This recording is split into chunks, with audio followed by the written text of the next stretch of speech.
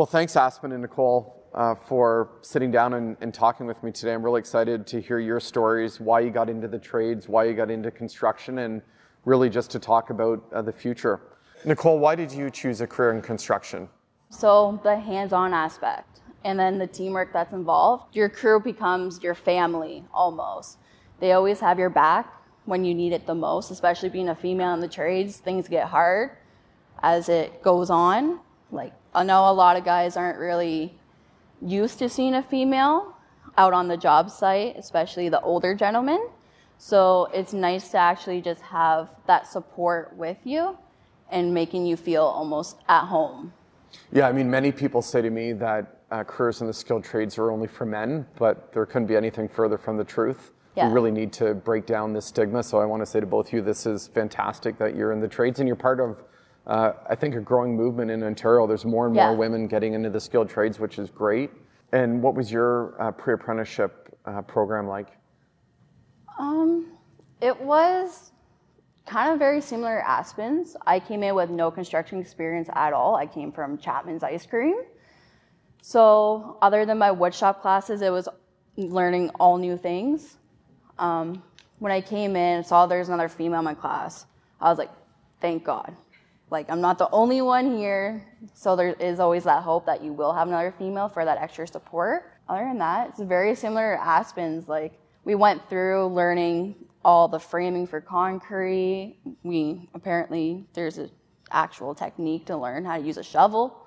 Learning all the different trades as it comes for this construction craft worker, and just broadening your experience and your learning capabilities and just pushing yourself to do it just that way. You can actually be here with the guys kind of scenario and actually like kind of gain the respect as well. That way they don't look down on you, think, oh, you're a woman, because there's always that in the back of the head, right? So, yeah. Yeah, that's great. I mean, the truth is you two will be running job sites soon enough.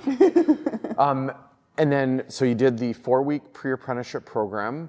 Then what happened after that? So we did the 4-week apprenticeship program, and then we actually got our references to go out into the field. I actually started working down here in London with SEM Construction doing ICI work, so your industrial, commercial, institutional, so hospitals and schools, etc. I absolutely fell in love with it, and then just the drive alone got a bit too much coming from up north. So I ended up going to utilities up in Owen Sound, and I've been at Pickers ever since, and I absolutely love it. It's a family. And how about you? What happened after the pre-apprenticeship program? So again, we got our referrals or references, and myself, I was placed down here due to the fact that I had made the decision to live down here at the time, and I'm currently still in the same spot. But I was sent over to Aecon Six Nations. So it is a joint trade company that is involved with Aecon. So we are very similar, but the only difference is working with A6N is that we work on the reserve about 60% of the time, if not more.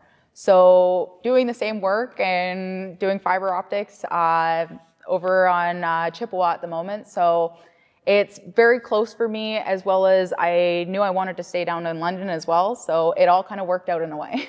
Well, it's amazing. I mean, the work you're doing literally is building Ontario. I think of the broadband that you referenced. I mean, you know, this needs to get done for families. The pandemic just highlighted the need for high-speed internet, especially in the rural and remote communities. So good for you. You can be proud of what you're building, that's for sure. So I wanted to talk about that. Becoming a construction craft worker and becoming a Red Seal trade. What does that mean to you, becoming a Red Seal? Because I think this is so important. It really is important. For myself, since I am looked at as a college dropout, for me to get a Red Seal, as well as just the certificate and to be in the union that I'm in, it is a major deal. I go to my site, as well as just different people that I meet, is, oh my gosh, you're at LiUNA, and I tell them I'm getting a Red Seal. I tell them I'm getting certain tickets and what my certificate is gonna look like, and they couldn't be more proud, as well as there's just so many options and opportunities that are out there for the graduate certificate that we will be receiving. So And what does it mean to you to be a Red Seal trade? Honestly, it's kind of like an honor to be here because I am the first apprentice in my family that hasn't been grandfathered into the union. My sister has her college degree, and then I'm the only female construction worker in my entire family.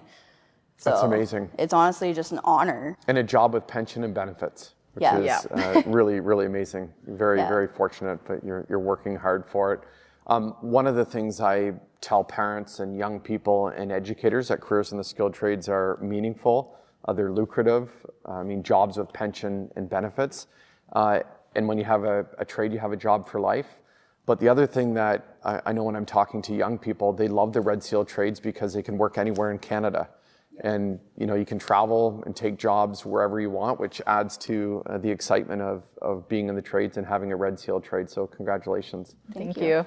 What would you tell young women out there? I'm a father of an 8-year-old daughter. What would you tell young girls and young women about careers in the skilled trades and in construction? The one thing that I would tell young women, especially Indigenous as well, is that, take the chance to do it, as well as, it's a job, it's a career, it's an education, and it is a major life opportunity. So if you want to jump at it, take your shot because there may not be another one, as well as you need to take it now. That's amazing. Yeah. No, that's really powerful. I know, I grew up with people in the trades. I grew up in our family's hardware and lumber yard, and every morning loading construction products into the back of pickup trucks and other trucks. And it's amazing just talking to people in the trades, and they will go on and on about the projects that they've built, whether it's something down in Sarnia, a big petrochemical plant, or roads and bridges. I remember talking to people that worked on the CN Tower project or the subway projects in Toronto. They're damn proud of what they build, and I think that's a legacy that you're leaving for generations of people that follow all of us. So you should be very proud of what you're doing. Thank you so much. Thank you. I just wanted to talk about the future for both of you. So Nicole, what does the future hold for you? What do you want to do when you're done your training and you're a journey person? So after I'm done my training, I'm hoping to get onto the gas line. That's where I'm kind of have my heart set to go to and see how that one goes. And then if I really like it, I wouldn't mind actually getting out into the oil fields in Alberta and getting the experience out there. So you want to build Canada? Kinda. That's great. And Aspen, what about you? My future goals currently are to head back to my company for a little bit anyways, to go work with A6N and do fiber optics with them for a little while longer if that's what we're still working on. And I plan on going back to school, believe it or not, for construction engineering. Good for you. Yeah. No, that's great. It's amazing. We're short 100,000 construction workers over the next 10 years. 1 in 3 journey persons today is over the age of 55, so we really do have this crisis in Ontario with people retiring, and that's why there's a big push to really spread the message that these are great opportunities for young people. We're introducing skilled trades as early as grade 1 now. We introduce a new education curriculum, and then I sent dozens of recruiters into every high school last September, really to compete head-on with university recruiters to talk about the pathways into the 140 different trades, to talk about the Red Seal program where you can work anywhere in Canada, to talk about the opportunities in starting your own business at some point. So it's all hands on deck to build back a better province coming out of COVID-19, and really just to spread this message that there's opportunities out there for everyone. Definitely. Definitely, yeah. So I just want to say thank you for being a champion for women in the trades. We're seeing, the numbers are going up considerably. There's more and more women entering the trades, and it's because of mentors like you and role models. As I said, I've got a young daughter, and it's people like you that she looks up to, so thank you for everything. No problem. Thank you for having us. Yeah, thank you.